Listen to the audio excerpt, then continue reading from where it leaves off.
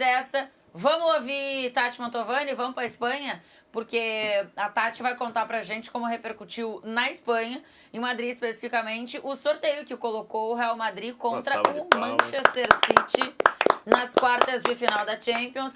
Quem você não quer enfrentar? Acho que a maioria dizer Manchester City. Real Madrid, fique feliz com o confronto que você vai ter. Como é que repercutiu aí, Tati? Conta pra nós. Boa tarde.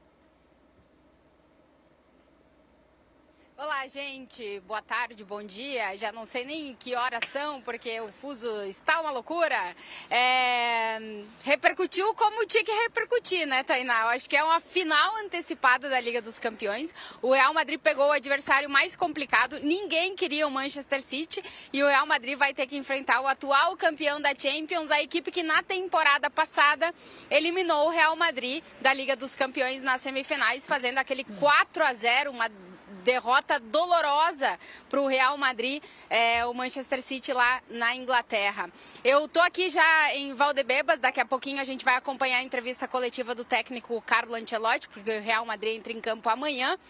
E mais ou menos eu já vou até te dizer o que ele vai falar, Tainá, porque o Real Madrid sempre diz que não escolhe adversários, que para ganhar a Liga dos Campeões tem que enfrentar e eliminar os melhores times e vai ter que enfrentar e eliminar o Manchester City, caso queira seguir na Liga dos Campeões. São duas equipes que se enfrentaram muito nos últimos anos. As duas últimas temporadas foi enfrentamentos nas semifinais. O Real Madrid eliminou o City lá em 2022, quando conquistou a Liga dos Campeões, naquele jogo histórico do Rodrigo fazendo 2 gols para salvar o Real Madrid na partida no Bernabéu. Na temporada passada, quem eliminou o Real Madrid foi o City, e a gente vai ter um cenário parecido com o da temporada passada nessa eliminatória, porque o Real Madrid não terá a força do estádio Santiago Bernabéu no jogo de volta. Vai precisar tentar resolver ou deixar bem encaminhada a eliminatória no jogo de ida para não sofrer o que sofreu na temporada passada, porque não conseguiu vencer o City no Bernabéu e precisou ir buscar a vitória na Inglaterra e acabou sendo goleado. Um Real Madrid, Tainá, que vamos ver como é que o Carlo Ancelotti vai planejar essa eliminatória, porque em 2022 deu certo, em 2023 não, e agora em 2024 de novo vai ter que enfrentar Pep Guardiola e o Manchester City na Champions. Ô, Tati, você acha que tem, porque você acabou de pontuar aí que uma vez deu a melhor pro Real, na última deu a melhor pro City, dessas duas anteriores seguidas, né? E agora o confronto de novo vai ser decidido no Etihad. Aumentando o espectro, 2016 deu Real, 2020 deu City, 2022 deu Real, 2023 deu City. É bem equilibrado, né? É bem equilibrado e em todos os confrontos quem decidiu em casa passou. Então, o meu ponto era justamente sobre esse equilíbrio, assim, porque se tivessem esses 4 confrontos e sempre o City passasse, eu acho que claramente você ia ter uma coisinha engasgada no Real Madrid. Mas é um confronto muito parelho, uma vez um, outra vez outro, uma vez um, outra vez outro. Só que a última vez foi o do Manchester City. Tem uma coisinha de revanche, uma coisinha engasgada e tal, ou não? Se trata como um grande confronto, um grande duelo, mas não uma revanche, assim, em relação à temporada passada? Olha, para confirmar, Tainá, a gente vai ter que escutar os protagonistas. Mas a imprensa aqui de Madrid já está falando em vingança, que o Real Madrid quer vingança, que o vestiário do Real Madrid vai querer se vingar do Manchester City. É óbvio que, como eu dizia, a derrota da temporada passada ela foi muito dolorosa para o Real Madrid. E basicamente a gente tem o time que enfrentou o City na temporada passada é basicamente o mesmo. Então os jogadores que estão neste elenco do Real Madrid enfrentaram o City e sofreram aquela derrota lá no Etihad. Também, basicamente, são os mesmos que conseguiram eliminar o City em 2022, né? Então é óbvio que fica sempre aquela pontinha, é óbvio que os jogadores vão entrar mais motivados, sabendo que precisam de um resultado bom no jogo de ida no Bernabéu, é preciso contar com a força do Bernabéu no jogo de ida, e aí talvez, Tainá, o Real Madrid tenha 2 notícias muito boas para o duelo contra o Manchester City, porque Courtois e Militão devem estar à disposição já para o primeiro jogo. Eles estão treinando com o grupo do Real Madrid há vários dias já. A expectativa é que para o jogo de ida eles já tenham tido minutos nos jogos anteriores. Então vamos ver como é que o Real Madrid chega para esse confronto, mas a boa notícia é que o Carlo Ancelotti deve recuperar 2 peças importantes, porque a gente sabe que o Real Madrid vai precisar ir com tudo, Tainá, para conseguir eliminar esse City. O Militão acho que é um acréscimo bem importante, assim, se o Real tiver. O Luninho até foi bem, né? Tem ido bem, assim, foi bem até na eliminatória, nas oitavas. Melhor mas ainda jogador. assim, o Courtois é o Courtois. É outra coisa, acho que te dá mais confiança. Ô, Jorge, me chama a atenção do que a Tati falou ali, de serem... São basicamente os mesmos jogadores dos dois lados, os mesmos técnicos dos dois lados. Então também tem, não sei se deles vai ter esse sentimento de revanche, de vingança que a imprensa espanhola está falando, mas tem de conhecer, né, o confronto, de saber como ele foi definido. E aí quando você lembra disso, você lembra que mesmo quando o Real passou, o City jogou mais no confronto. Ah, sem dúvida. Né? Pega as 2 últimas eliminatórias, né, os 2 últimos enfrentamentos, e o City foi melhor nas 2. E muito melhor na do ano passado, principalmente no segundo jogo, quando o Real Madrid praticamente não vê a bola. E acho que é agora o que vai tirar o sono do Ancelotti nas próximas semanas. Como fazer para evitar que aquele jogo totalmente desfavorável ao Real Madrid no Etihad se repita, né?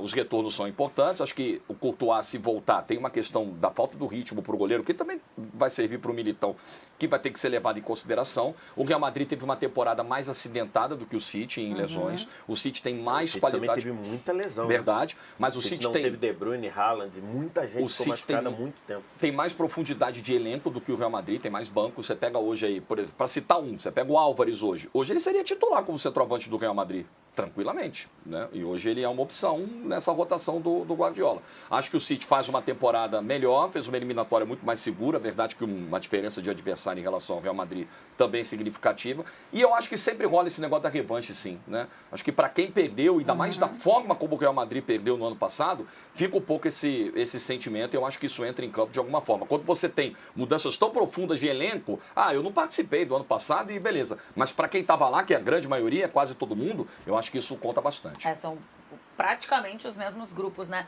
Ô, Tati, eu quero te ouvir. Quando a gente fala de futebol assim, Ah. geralmente o cara de casa quer ser muito prático, não sei de sacanagem ou se ele pensa assim mesmo.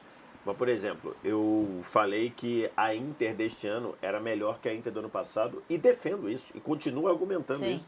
Aí quando a Inter foi caiu. eliminada, um montão de gente mandou mensagem. E aí, Vitor, é melhor? Eu falei, é melhor. Mesmo sendo eliminado, uma foi pra final e a outra não, mas a desse ano é melhor e eu garanto e defendo. Eliminada no detalhe da disputa de Exatamente, pênalti. detalhe da disputa de pênalti e tudo.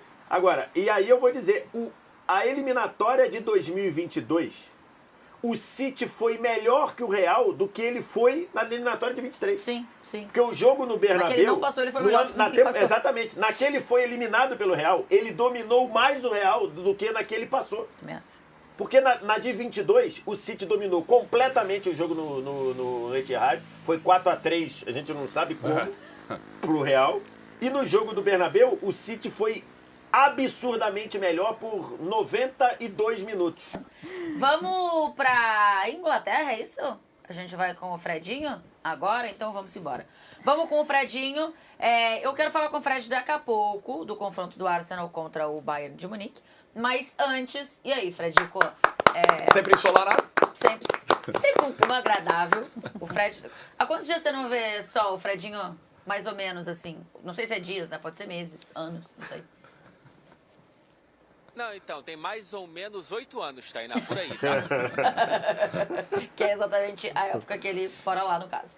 Deve fazer uns 5 dias de Às sol, vezes, mais quando ou ele quer menos. ver sol, ele bota na rede social e deixa o vídeo sol. Aí deixa o dar play no vídeo e fica. Já pensou? Bota o barulho de mar, imagem televisão do da sol, sala, grandona. mete um óculos escuro em casa e ó, fica fingindo que tá num clima bom, né? Agradável, no caso. Fredinho, conta pra Exatamente. gente de que forma caiu aí o City, não queria pegar o Real Madrid, o último encontro, ou os dois últimos encontros, mesmo que um seja eliminação e outro classificação, dão uma esperança maior pra esse City passar pelo Real? Conta pra nós. Boa tarde por aí. Bom dia por aí, viu, gente?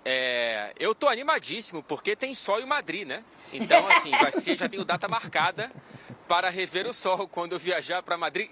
se é que eu serei escalado para essa partida, né? Evidentemente não posso fazer escala desde já, mas enfim, eu me animo um pouquinho, já que a final da Champions será em Londres, né? Então preparem-se vocês para ficarem sem ver o sol mesmo no verão por aqui.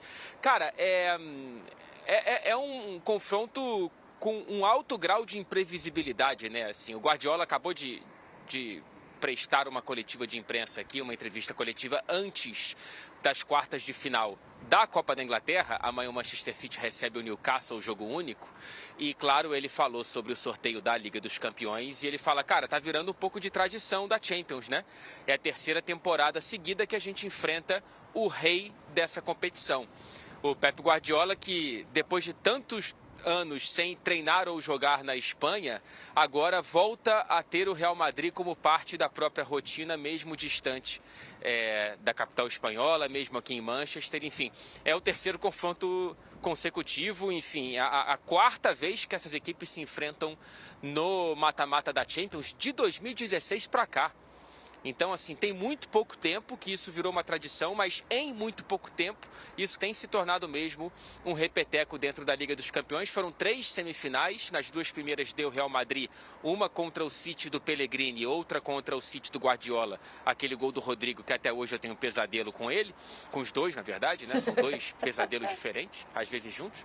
E tem agora, claro, a goleada acachapante do Manchester City sobre o Real Madrid na temporada passada, com o jogo de volta aqui em Manchester. O único ponto em comum que acho que dá para o City comemorar de antemão é decidir aqui, né? E não ter que ir para o Bernabéu para decidir como foi, por exemplo, nesse dos 2 gols do Rodrigo. Pois é, acho que decidir em casa pode ser bem importante para esse City. Ô Fred, a gente estava falando sobre isso ontem, eu acho, e hoje a gente falou um pouquinho também ali antes do sorteio. A sensação que dá é que pelo grupo que o City caiu e pelas oitavas de final que o City teve, o City ainda não foi super testado nessa Champions, né? Nem precisou, assim, deixa eu mostrar aqui tudo que eu tenho pra apresentar, né? Acho que ele foi passando, dava pra jogar bem aqui, ele jogava bem, dava pra super jogar bem, ele jogava bem. Mas assim, ele não teve um super adversário. Será o primeiro grande adversário dessa temporada na Liga dos Campeões e aí já é o Real Madrid, que é o maior vencedor da Champions. Você acha, porque às vezes a gente já usou esse tema, já discutiu esse tema com o PSG, que, né, jogava o campeonato francês, era de um nível e tal, quando chegava na Champions, chegava no mata-mata, caraca, agora eu vou ter que apresentar um futebol que eu ainda não apresentei. É diferente pro City, porque joga a Premier League, mas você acha que isso pode ser bom, pode ser ruim pro City, meio não importa? Ele tem ideia de que ele ainda não pisou no acelerador e que ele pode pisar e ele vai pisar contra o Real? Eu acho que é uma percepção que é facilmente compreendida se for igual internamente, né? Eu concordo com essa sua percepção, acho que o Manchester City não foi exigido jogar o seu máximo nessa Liga dos Campeões, geralmente é assim na fase de grupos, apesar de que no próprio grupo teve quem o Real Madrid enfrentou nas oitavas de final, que foi o Leipzig, e conseguiu ir bem, apesar de tomar um susto aqui e tudo mais. Para exemplificar o que você acabou de trazer, o Manchester City conseguiu poupar 7 titulares no segundo jogo das oitavas de final aqui em Manchester contra o Copenhagen, mas em paralelo o fez porque vem de confrontos na Premier League contra o Manchester United, contra o Liverpool, agora enfrenta o Newcastle pela Copa da Inglaterra, data FIFA volta enfrentando o Arsenal, que claro está classificado para as quartas de final, então a Premier League não te deixa descansar. A Premier League não te deixa relaxar. É até curioso ver que foi a Liga dos Campeões que trouxe algum respiro para esse início de temporada do Manchester City, que está pela 7ª vez consecutiva nas quartas de final da Liga dos Campeões e, se passar pelo Real Madrid, estará pela 4ª temporada consecutiva nas semifinais. Então, assim, o City se acostumou a chegar até aqui, tá? E está se acostumando a chegar também nas semifinais de maneira consecutiva. Eu acho que isso diz muito sobre a Premier League e diz muito sobre o tamanho que o time, a casca que o time está criando dentro dessa Liga dos Campeões. Eu não acho que esse grupo de jogadores, que é praticamente o mesmo da temporada passada, da Tríplice Coroa, tem algum grau de surpresa pela frente, por mais que seja o Real Madrid. Eles mesmos enfrentaram o Real Madrid 2 temporadas consecutivas. Pois é, eu queria que a galera participasse junto com a gente, aliás, e mandasse no Superchat. A gente abriu enquete também. Mas no Superchat dizendo quem é favorito para esse confronto. Hoje, quando começou a Champions, aliás, eu acho que até quando acabou, que às vezes a gente faz isso, né? A produção, ela também só gosta de nos lascar. Quando acaba a Champions, no dia seguinte, a produção já pergunta: quem você acha que vai ser o campeão da próxima Champions? Quem vai ser o artilheiro da próxima Champions? Você fica, mais gente, nem virou ainda. Os caras nem entraram em férias. Como é que eu vou saber? Mas ali eu acho que a gente tinha uma ideia, e quando começou a temporada depois também, que o City entrava como favorito na Champions, né? Não, sem dúvida. Pelo que tinha jogado, porque não teria grandes mudanças assim.